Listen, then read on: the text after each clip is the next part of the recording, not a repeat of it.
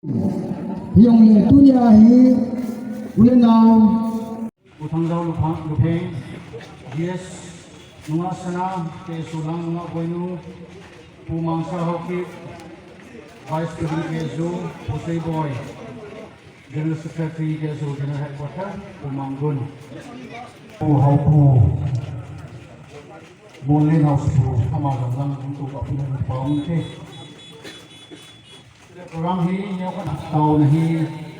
pastor lungam jemial retired pastor CBC manhilete welcome speech that keynote address tuni ayung masa pedi kita long hak tan ta eti wa tui ko a Saikul Gamkai sunga ni pi de ho tu kong kong te ai ko ya ti awan kai ti ani la ni la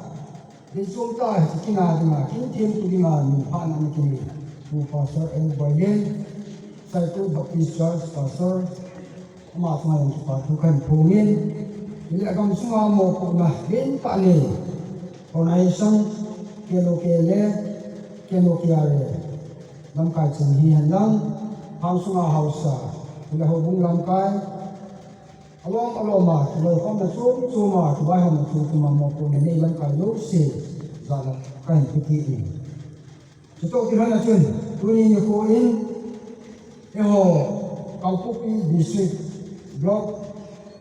cấm đi dùng đấy ai giờ cái hồ Saikul Gamkai semua Saikul hin block thùng cái gì chúng ta sang tu Saikul block mà tu bài cũng chung agam kai ha boy na ki hop su ala tuni ge hen ukin ki bai hom no ya blok thun tayong le gam kai ha ni ki ko jin ki blok thun hi sai ku in pi in ki le su ya mo pu a ha sa anu aboi lai lo se ki da ni sun ni ya sai ku gam kai su ma su pi ngai sen mu la pa wa le go anu mu le sa ai ja ku su hiện mà vùng lên, chỉ là mấy cái thùng nhà kana thùng September cái thùng chân, chỉ cả sma hình thù, Gam le Nam dinga hình thù hồ, chỉ sinh phala, yo Gam le bu hút cái dinga hình thù le anh nó thù hồ, mình cần xin được xin anh, dấu tiếng lệ thùng nhà giáo ta thùng phá soi,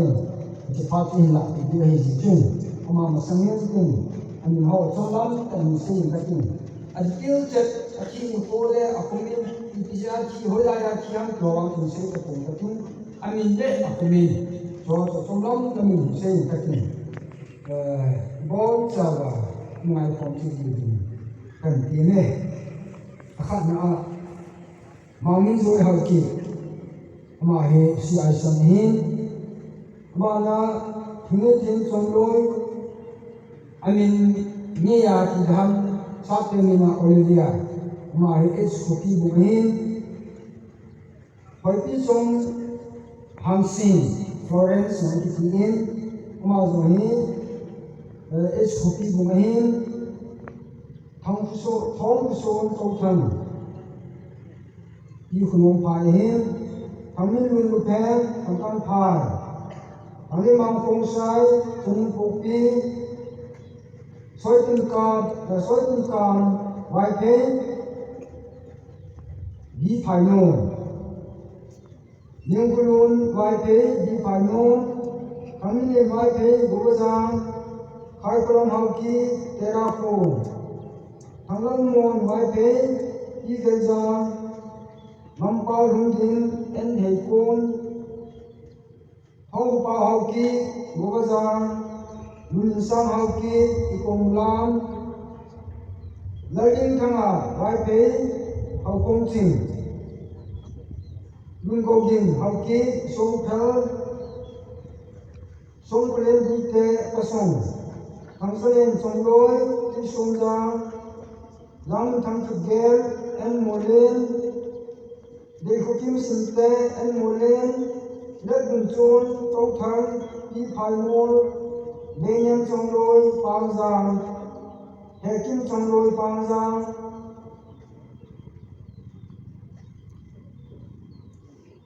bang za lai mi thang au ni ai la lai ani hi ni ai ko am khai ai la chum chu ngai in bang za khat hi he lam chong oi bang za ding he aba na kam den vai pe salam patong nal zo thang vai pe kamu tamu pa ho kong sai sai chang ne mang ki gen es pai liang ko nên mình thăm học kỳ song pel nên mình chung học kỳ song pel lần boy lên học kỳ song pel jam cooking học kỳ thawai cookie thằng cô cái học kỳ thawai cookie Holland son by te thawai cookie Hong Kong Hong Sai Dong Sun asai na pena ama hi neo khat kitam mung op kai na khat an onin phadam phalo dam paya pam alu ti dam ti chu neo khat chu committee hon ni op kai na neo khat an ni ai la ibam le ina ma ti ma thi hi government employee hi dong le gala gal te kha hi ti chun asai ni kejin u Liangam dinga sai guzam Manipur police ama he on duty ati laya bang ken inamle ikama dinga hin kulung hin kule men pale he sai na kena kan se he pure tua yo Manipur police jo thichom hin tin Saikul Gamkai sama dinga hin ko anati masa ni som tu lebu ini ren ngak me vai ta ese le kham dong tha lai tam pi ni ne choi do se su su ya na mun chong kam chong ma chu thi chu ni te yong do sai ku kam kai su ma hin I ka mule ina mo ading in mit pi ading in long phal tisan phal mi som tu za bu ni de a thenin mon su ni te chi mun na pe hen lang la mo ho za la ikam su le inam su ki do do ne le ki le do na te ye ki kan kan phu le ko chu pa e ni ya ni mo kan si ni san se tan te ni panting present point vice president ni hin le GS ni hin GS point abana KSO la maintain abana mute maintain abana department na finance ho hin chu pateng le defense ho hin media team hin security lang hin yosin aban ban hin bol leo department te chiang ni chai teng le koi tabang mi pi na ko na pa vui pinom jong le in ki choi ban bi thi di wi e chong ki chai teng le Dunia Minister to Pastor Bolin in condolence service hin down chu an do pai pai ta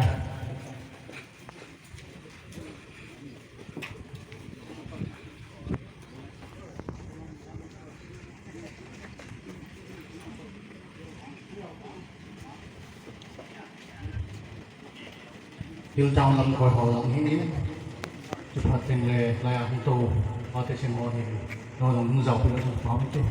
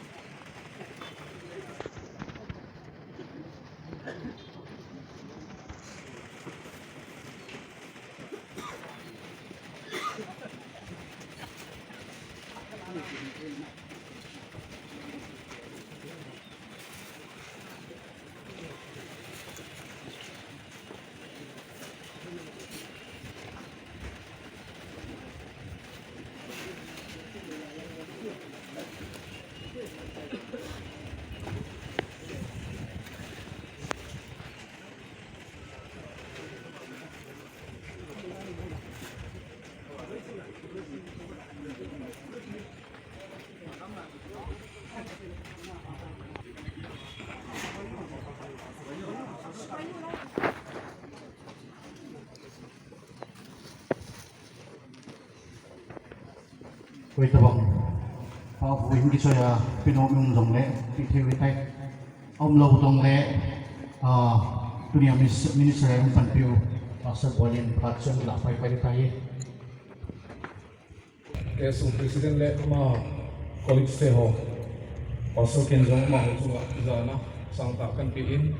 so le tu ni INPI pu hin ma colleagues so zo se so le tu gal to ra lai ta pan hilla lamkai ho finance committee lang hi helan so le media lang hi helan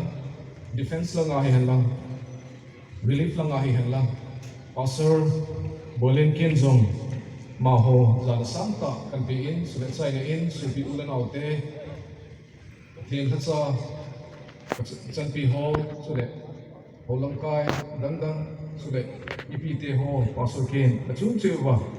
avela zala salam kin kan pe kin he tuni kipa omen pathen sin zala zanhi kanya chu go ana zuin program zong hi iman diu he ti hi ani ke sein program ho zo se chu aptama sa chu ani ko in buzu jin ke zong kalung kham he jin zole go hung zu khale program hi aki man thei lo din ham ti hi kin zong dil su pumin kauna kana mani kei bo hilowa ta sen sa te ho min thing te bon sa wa ta jin tuning isalong sa salong sabe se lo